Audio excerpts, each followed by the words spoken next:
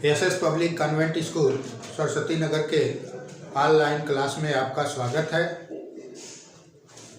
प्रिय बच्चों, कल हम लोग कक्षा 7वीं के इंग्लिश सेकेंड पेपर में फ्यूचर इंडेफिनिट टेंस के बारे में पढ़े थे, जिस पर आपको 5 वाक्य अनुवाद करने के लिए दिया गया था। हमें पूर्ण रूप से विश्वास है, उम्मीद है कि आप उस कार्य को किए होंगे और अधिक से अधिक सही करने का प्रयास किए होंगे। तो आइए हम उस अनुवाद को मिला लेते हैं। जैसे वह गेंद खेलेगी, वह गेंद खेलेगी, इसमें सब्जेक्ट है वह, सी। फिर सहायक क्रिया होगी विल, मुख्य क्रिया का फर्स्ट फॉर्म होगा प्ले, ऑब्जेक्ट होगा the ball, she will play the ball. उसी तरह दूसरा अनुवाद, मैं गर्म दूध पीऊंगा, I shall drink the hot milk, I shall drink hot milk. तीसरा, बच्चे मैदान में खेलेंगे, the children will play in the field. हम समाचार पत्र पढ़ेंगे, we shall read the newspaper.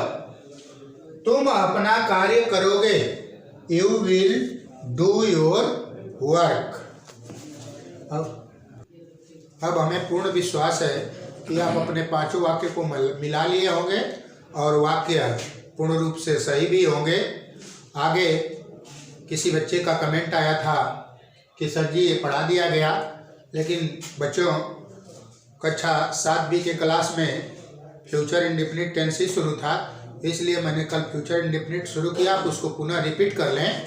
आगे आपने कहा था कि विल बी शैल बी का प्रयोग पढ़ाइए, तो विल बी शैल बी हम आपको समझा दे रहे हैं, जिसमें आप देखेंगे कि विल बी शैल बी अर्थात सिंपल फ्यूचर टेंस,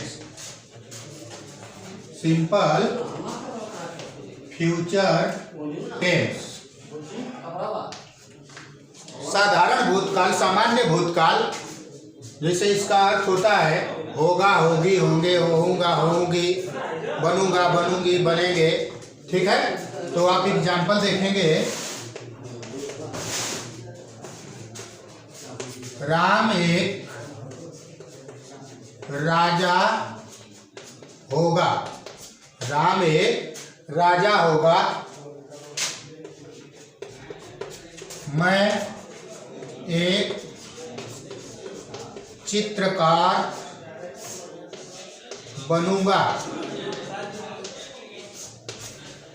तो आप देखेंगे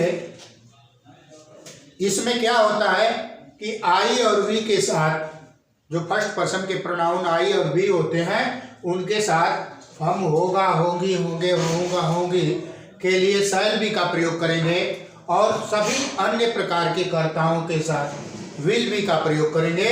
तो यहाँ पर देखेंगे राम एक राजा होगा, इसमें सब्जेक्ट जो है थर्ड पर्सन का प्रोनाउन एक वचन का है, तो इसके साथ हम विल बी का प्रयोग करेंगे। सबसे पहले हम कंस्ट्रक्शन में लिखेंगे, स्ट्रक्चर में, कि राम, सब्जेक्ट लिखेंगे राम, फिर होगा के लिए लिखेंगे विल, राम विल बी एक के लिए लिखेंगे a king, Ram will be a king. दूसरा आप देखेंगे, मैं एक चित्रकार बनूंगा, इसमें सब्जेक्ट फर्स्ट पर्सन का प्रोनाउन आई है। आई मीन्स क्या होता है, मैं होता है, तो इसमें फर्स्ट पर्सन का प्रोनाउन क्या है, आई है। तो सब्जेक्ट में हम सबसे पहले क्या लिखेंगे, आई लिख लेंगे। इसके बाद बनूंगा शैल बी, आई और बी के साथ क्या लिख लगता है, शैल बी। तो हम यहाँ क्या लगा लिए, shall be, I shall be ए। चित्रकार का क्या होता है, painter, PAINTER, I shall be A painter. बिल्कुल आपको समझ में आ गया होगा। उदाहरण आप देख लें, लड़के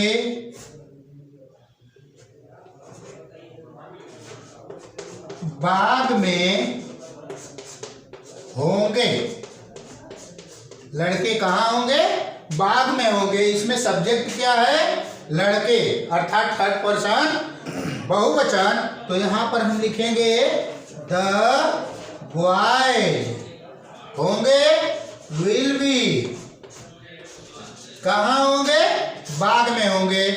in the garden, the boys will be in the garden.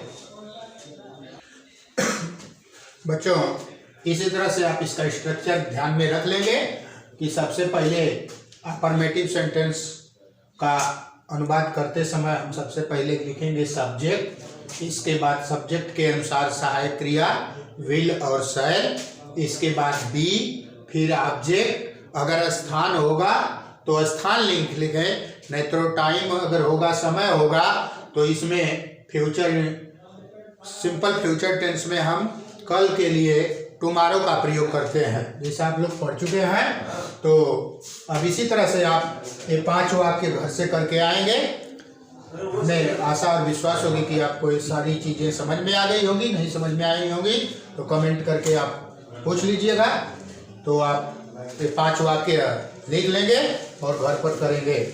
जैसे रेखा बीमार होगी, लड़कियां उत्सव में होगी, प्रधानाचार्य जी नाराज होंगे, चौथा मैं एक शिक्षक होऊंगा, पांचवा हम कल कार्यालय में होंगे। Thank you very much.